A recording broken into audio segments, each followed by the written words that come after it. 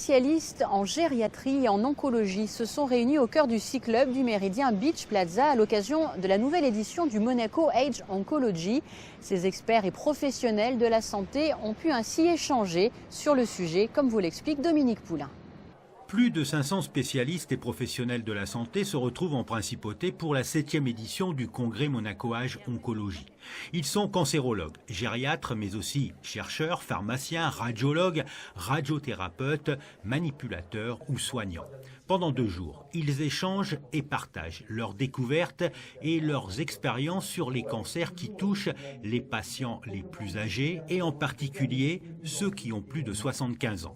Les personnes âgées ont des cancers parfois un peu spécifiques. On peut songer par exemple que certains cancers gynécologiques comme le cancer de l'ovaire sont volontiers des cancers des personnes âgées de plus de 70 ans. Chez l'homme, classiquement, le cancer de la prostate bien sûr, mais les personnes âgées font la plupart des cancers, je dirais, classiques, puisque le cancer en soi, c'est une maladie de la personne âgée de plus de 50 à 60 ans. Le cancer, c'est tout de même une maladie qui se déclare avec l'âge. Il arrive que les cancers aient des spécificités chez les personnes âgées, c'est-à-dire soit un peu moins agressifs, évoluent un peu plus lentement. Ça existe, en particulier dans le cancer du sein, ça a été bien montré.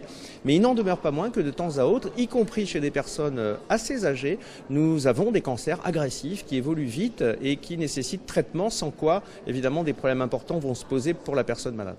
Autre thématique abordée, les dernières innovations et les progrès thérapeutiques réalisés ces dernières années sur les cancers d'organes et les thérapies ciblées. Alors les soins sont infiniment plus efficaces. Des cancers qui apparaissaient non guérissables, on peut pratiquement parler de guérison, en tout cas la durée de vie qu'on peut proposer aux gens avec une qualité de vie nettement améliorée, c'est sans comparaison avec ce qui existait il y a 5 ans, 10 ans. Chaque année, dans les réunions internationales, on voit arriver quelques nouveautés qui font applaudir pratiquement l'assistance qui est pourtant faite de cancérologues, parce que la recherche progresse de façon considérable.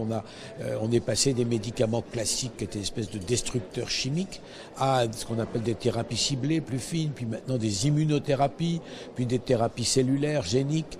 Il y a un emballement de la recherche. Ça coûte de plus en plus cher, c'est vrai, mais ça guérit de mieux en mieux. Et une confirmation, l'activité physique est utile avant, pendant et après un cancer.